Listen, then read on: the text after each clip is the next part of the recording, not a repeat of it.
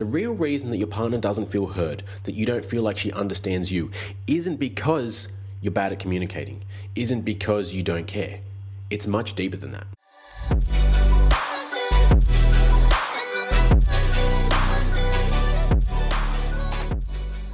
You're listening to the Be Better podcast. I'm Harrison Orr, and after coaching almost 500 men and walking this path personally myself, I know how frustrating it is to feel dysregulated, to be reactive, to not feel like you understand your partner at all. And so that's what I break down in these episodes. That's what I work with my clients with and help men to regulate themselves so that they can stay calm in those emotional moments and those conversations, so that they can understand their needs and their partner's needs to a much greater level. So today we're going to go into the real reason that men do not hear their wives. One of the most common phrases that I hear from clients and just even men that I talk to in general is like, we have this conversation and I'm solving her problem. I'm addressing the words that she has said, and she gets frustrated. She either escalates and says things like, "You're not listening. Why do I even bother? Hey, Patrick." Or she just completely shuts down and then just gives up and walks away. And then they're left standing there confused, like, what just happened? Like, you said you had this thing, I gave you the solution. What's the big deal? Or on the other side, which is what happened to me, is that she kept repeating the same things, the same concerns, the same problems, and I kept brushing it off. So a couple of years ago, I was probably the most burnt out that I've been. I was growing 2 businesses. I was also working in a gym for a mate. I was coaching in the gym 4 mornings a week. So I was up at 3 o'clock. I was always working, always doing as much as I could, because I thought that my role as a husband, as a father, was to provide. And you talk to any man, and what does provide mean? We mean financially, right? Financial provision.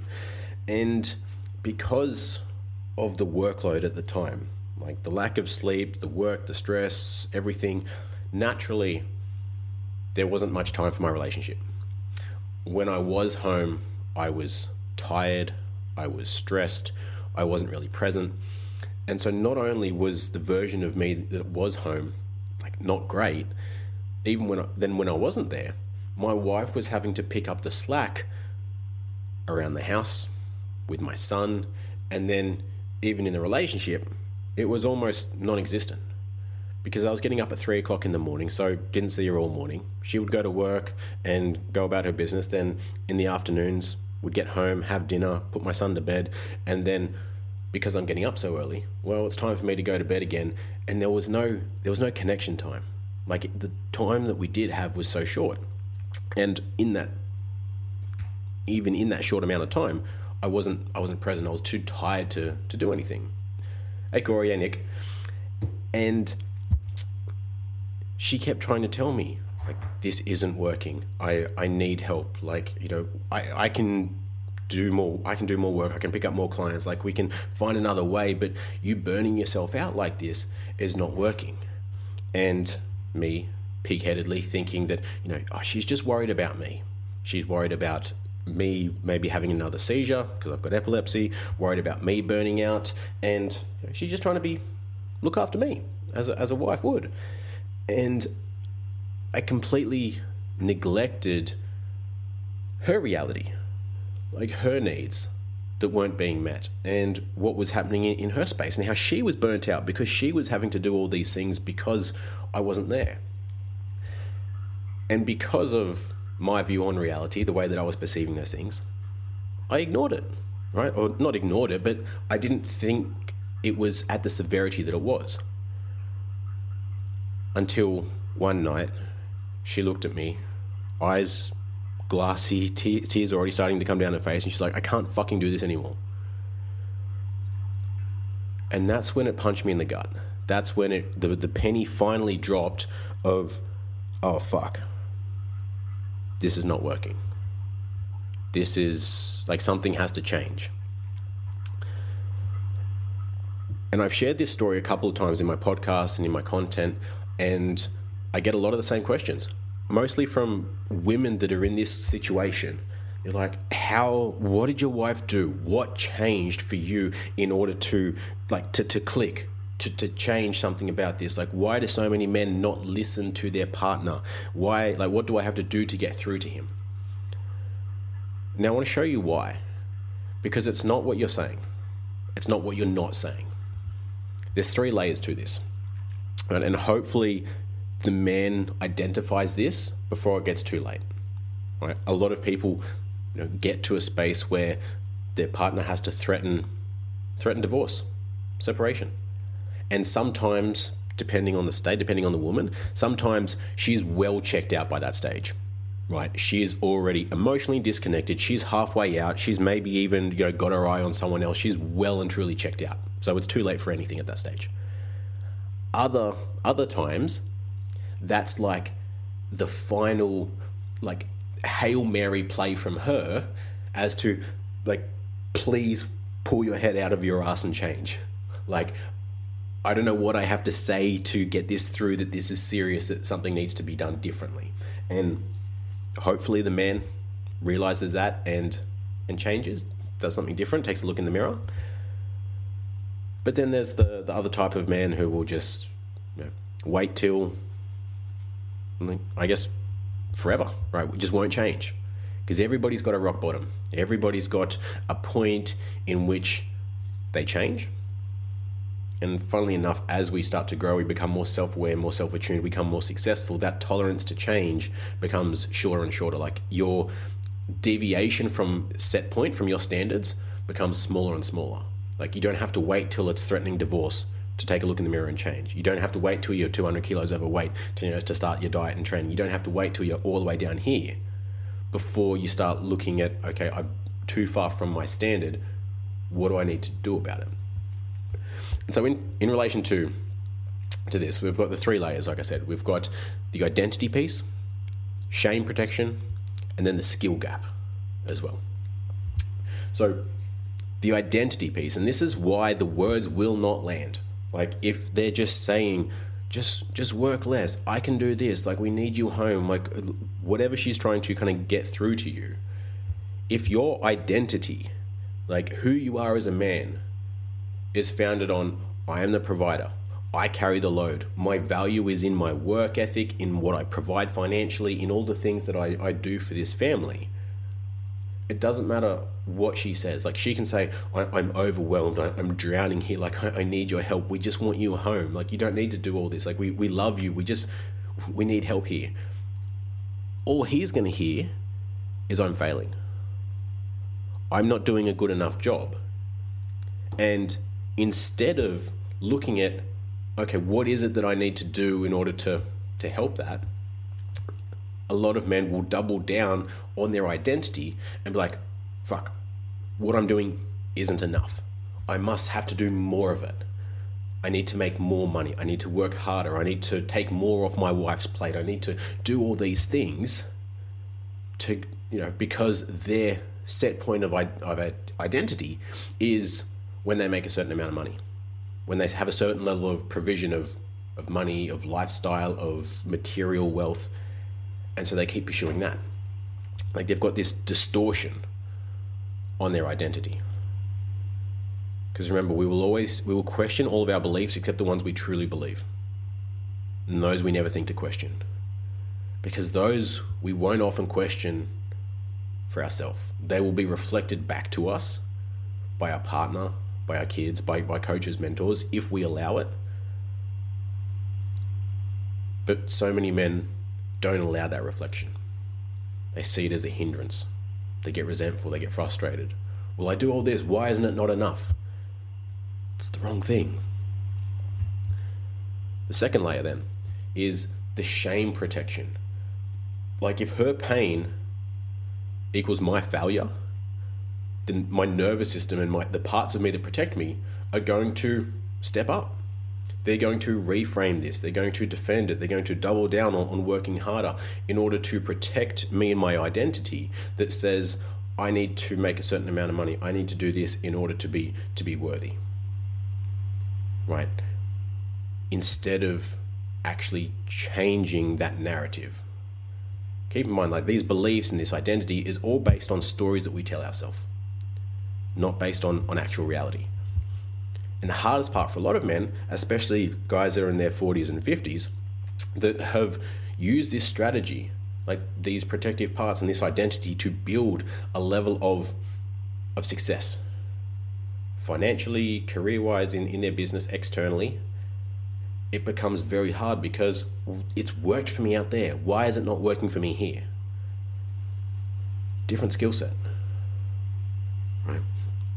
And so as long as we continue to be attached to that identity, then we keep seeing these comments, these pleas for help, these questions, this emotion and honesty from our partner as a hindrance.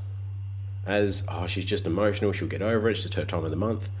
And that's definitely how I used to see it. I was like, I'm the one getting up at 3 o'clock in the morning. I'm the one working this hard. I'm the one doing all this. Like, just a couple more months, we'll be fine. Like, I know it's tough, but, here, do this, get some extra sleep. Like, what do you need here? And would, like, just look at it from not her perspective. And that's what became so frustrating for her. And she's like, you're not fucking listening. And at the time, as a typical male, I'm like, well, I've listened to the words. But what I failed to do, and what I realized in hindsight, is I never took the time to understand the emotion underneath it. And for a lot of men, that's where that disconnect is. Like, we are logical thinkers, so we address the words. We address the thing that's been communicated up here. But when you can ask that question of like, okay, here's the problem. What do we need to do about it? And if I'm able to do that for you, what would that mean to you?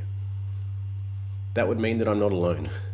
That would mean that we're a team. That would mean that I feel appreciated, or I feel supported, or whatever that need is. And when you can understand that, you understand the emotion that's driving all these concerns and all these comments and emotions. But if we just stick to the logistics or the questions at the top, that'll pop up in another situation, right? It'll keep coming back because there's an emotional need underneath that we haven't taken the time to understand. And this feeds into the third layer, which is the skill gap, which I don't know about you guys, but I was never taught. As a boy, as a young man, I had to figure this out on my own, because I was sold the lie that happy wife, happy life. Put her first, say yes to everything, be a provider, work your ass off, and then that's life, right? Then you'll have a happy and stress-free life, and that's where you're supposed to go. Didn't work out that way, because most men were never trained to hear the emotion underneath those words. Most men were never trained or learn to understand that they can feel an emotion without being emotional. You can feel an emotion without then using it to dictate your behavior or your responses. You can allow her to have an emotion without having to fix it, without having to go into problem-solving mode, and actually just sit there and allow it. That's what they mean by hold space for your partner. Just allowing her to have that emotion without having to fix it, without having to provide a story or a reframe. Just like, I can really feel that for you. That must fucking suck. And then shut up. And being able to tolerate or hold that emotional discomfort and hold that tension without solving or defending or justifying it will change the way that you communicate and understand, first of all, yourself. Because the reason a lot of men and a lot of people can't hold that space for someone else is because we feel uncomfortable in that emotion ourselves.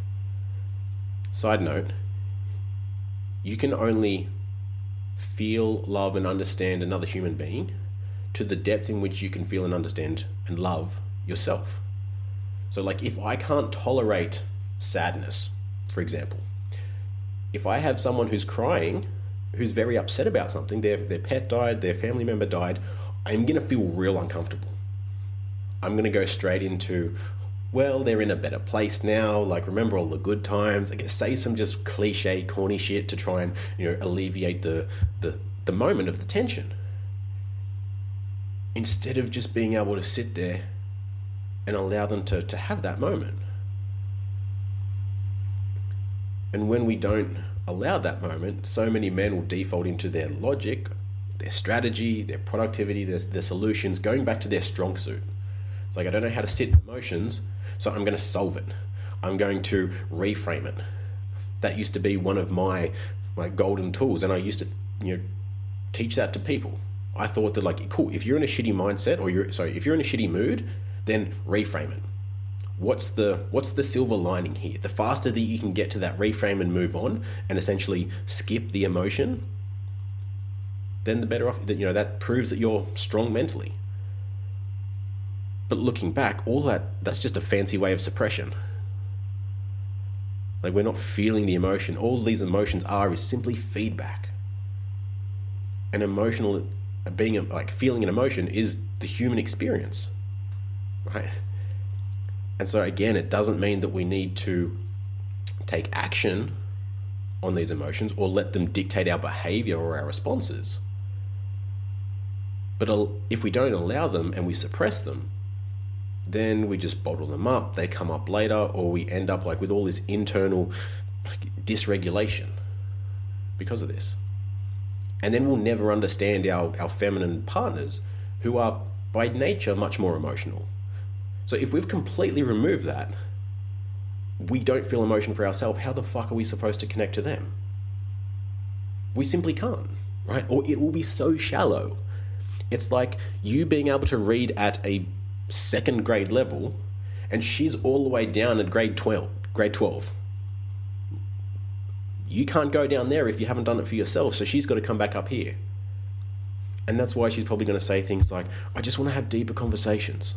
I want to feel more connected to you. And as a man, you go, oh, connected, intimacy, more sex. Like, cool, that's one aspect of it. But most women need more emotional connection before they get into that space, especially in long-term relationships. And especially even as men, we still need an emotional connection too. It's not just that, especially in long-term relationships. Like, even if you've got all the bedroom activities in the world that you're satiated with, eventually it's going to feel hollow if you don't have that emotional connection that you're actually sharing a life with someone other than just bedroom antics.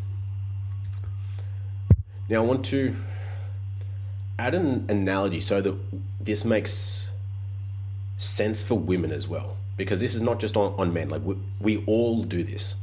So men will do it in this way, like the way that I've explained. She will bring something to you, I'm overwhelmed, I'm this, and he will see it through that identity lens. Women do it as well. We all do it. An easy analogy for most women, because most women are insecure about their body. Most men adore their wife, love their body, love them physically, are so attracted to them. And if a man tells his wife, you're so beautiful, you're so attractive, you're so hot, whatever words that he uses or that you use in this space.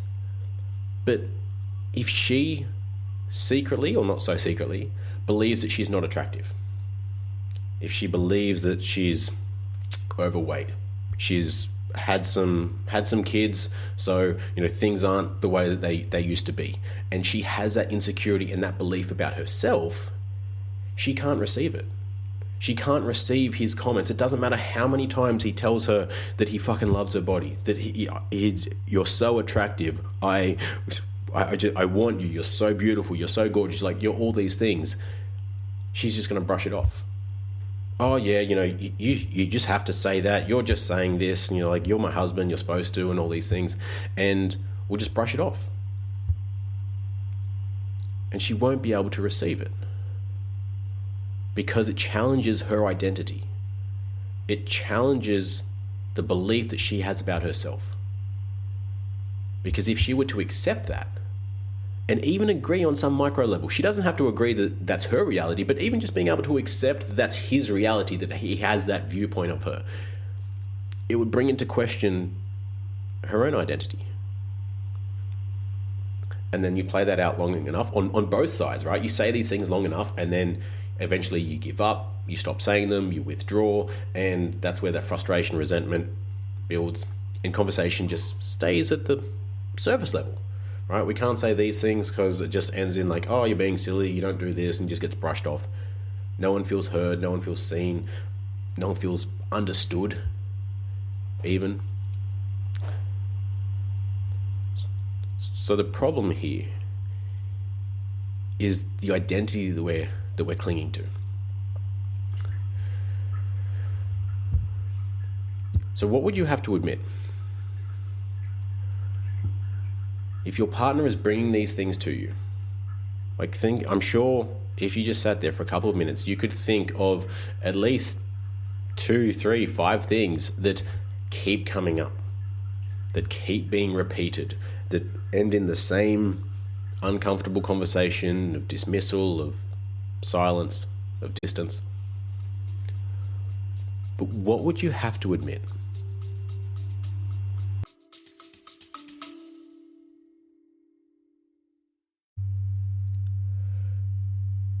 Quick pause here. If you're a high-performing man who feels solid at work but finds himself reactive, tense, or second-guessing yourself at home, I've just released a free masterclass that you're going to want to watch. It's called Unshakable Masculine Leadership, and it breaks down exactly why so many capable men still revert to reacting under that pressure at home and what actually changes that pattern. If you want to feel more grounded, steady, and self-led again, go check it out. The link's in the show notes. If you want to feel grounded, steady, and self-led again, the link is in the show notes. Go check it out. All right, now back to the episode.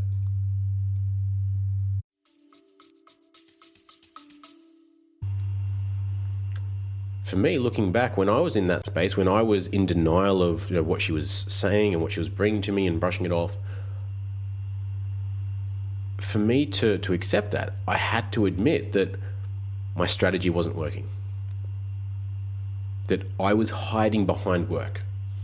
I felt called out and not good enough, and like I was failing because of her overwhelm and everything she was saying. And then in an attempt to fix that, I would work harder. I would go back to what I deemed as my strength, because emotional regulation and presence and vulnerability wasn't something I was comfortable with. So I would avoid that because that provision was easier than that vulnerability. I felt competent at work because I could be logical. I could be physical, especially in the gym. I didn't have to be emotional. And work gave me that certainty. Whereas the intimacy and those emotions required exposure and uncertainty. It required navigating something which I didn't know how it was going to pan out. It was going to challenge a deeper part of me that I wasn't willing to see.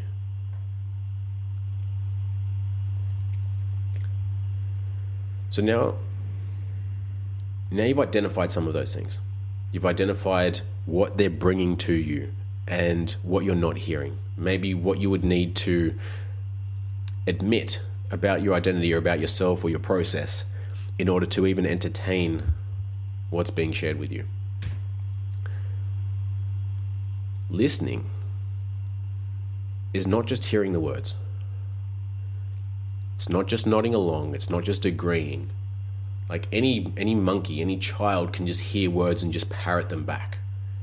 Listening is actually being able to decode the emotional need underneath those words. Like at the very least, being able to hear the words and then say back, so if I'm understanding you right, and then repeat what you understand of what they have said. And that sounds simple, but I guarantee you most men will fuck it up because of the reality that we're viewing things through.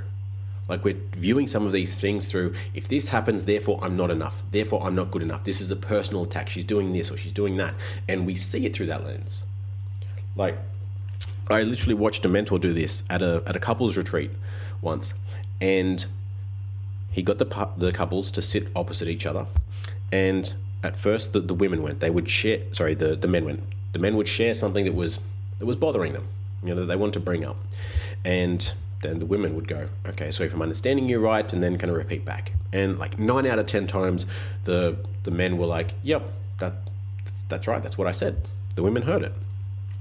But then when it came to doing it in reverse, when the women shared something and the men would then repeat, if I'm understanding you right, and then what they see is the issue, what they hear is the issue, it was the inverse.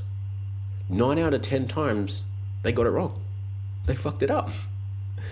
Like I remember hearing one, and the woman said, it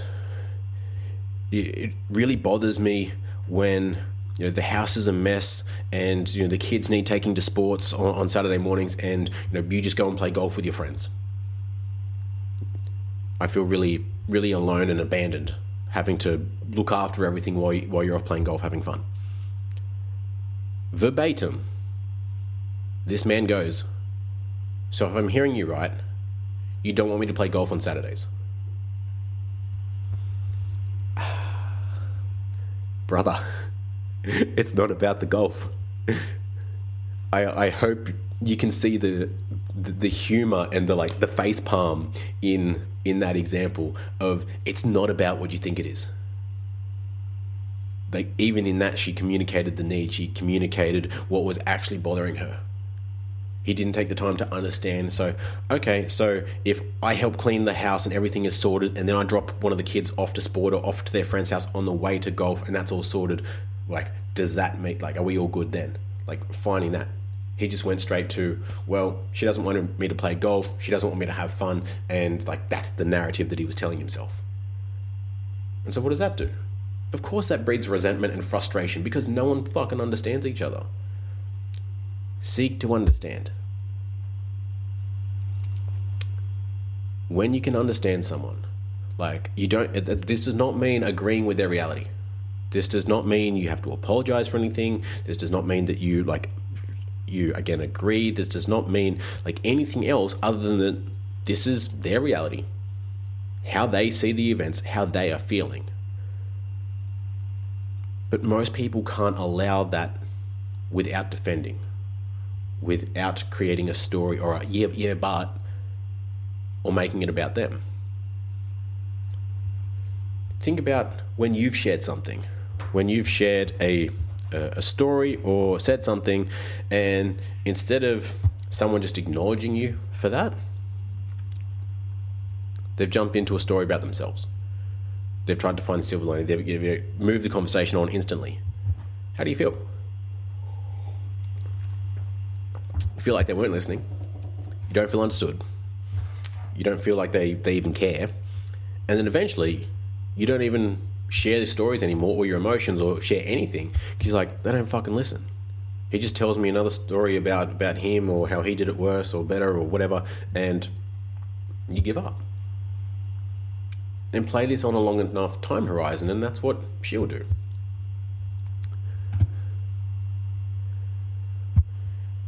So if she's saying, what my wife said to me was I can't fucking do this anymore. Luckily for me, she wasn't referring to the marriage. She wasn't in the space of threatening divorce at this. She was I can't do this fucking schedule. This pattern that we're in, this routine, the structure of life is not working. You got to change it. You got to quit the gym. You got to do this. You got to be change something, because it's not happening. And so instead of looking at I can't do this as to the surface level, it means something deeper. It often means I feel alone. I need support. I need relief. I need a partnership. I need to feel chosen, not just a backseat when it's convenient. Which, if we're being real, is how most people treat their relationship. Sweet, we're married. That's the final step of relationship progression, and it can just sit in the back seat while I grow the business, while we look after kids, while we do all this. And then you get to 30, 40 years down the track, kids have moved out, it's just you guys, and you're I don't fucking know who I'm living with. I don't know who I'm married to anymore, because other than the logistics and everything else, now that it's just us for hours on end each day, beyond the surface level conversations, we got nothing to talk about. Feeling like you're roommates Not having intentional time to connect physically or emotionally throughout the week is the starting step that leads to that level of relationship. And you either stay in that platonic roommate polite phase, or one of you cheats, or one of you steps up and says, I'm not having this anymore, and either changes or ups and leaves. They're the outcomes. Now I want to bring this home, wrap this up soon. If you're a high-performing man, like you run a business, you're competent at work, you either lead teams or you're in charge of your growth, your finances and your work. This work is not to provide more, right? If you're in this phase of your life, it's not to provide more, it's to expand your identity from provider to leader. Not just at work, not just when logistics and you've got systems, but in that emotional uncertainty, in that emotional chaos at home. When your kids are having tantrums, when your wife is stressed and emotional and overwhelmed, being the grounding energy, being the safe place, as fucking people say. But you can't be that safe space for other people's emotions if you can't feel safe in your own emotions. You can't regulate other people's nervous systems if you can't regulate your own. So instead of grinding for security and scarcity, we want to create connection and stability, which starts with those emotions. And this does not mean that you become weak and emotional and just a sob, but you become a powerful man logistically and emotionally. Like you have the full spectrum of masculine power and ability. And instead of measuring your worth through your income, you can measure your leadership through your felt presence. You will feel noticeably different in yourself, in the way that you show up in every area of life, and you will see that reflected back to you by the way that your kids listen, by the way that your wife softens and responds to you. So next time your wife says something that triggers you, or that you run these same patterns, you dismiss it, you tell yourself this story, ask yourself, what part of my identity is being challenged right now? Am I hearing her? Or am I defending myself? So if this hit home, guys, there's something that you're going to love. I've just created the 7-day marriage stabilizer. So for guys that are financially stable, that have run their business, that are in this position where they're reactive, their relationship feels tense and under pressure, and you need to break that cycle, and you recognize that it starts with you, either DM me or go DM me Stabilize, or go to the link in my bio to grab that. It's a free resource. You can go check that out. That will give you the playbook for 7 days to be less reactive, show up better, understand your partner better, and just stabilize things instead of continuing on this reactive downward spiral. So with that, don't be sorry. Be better.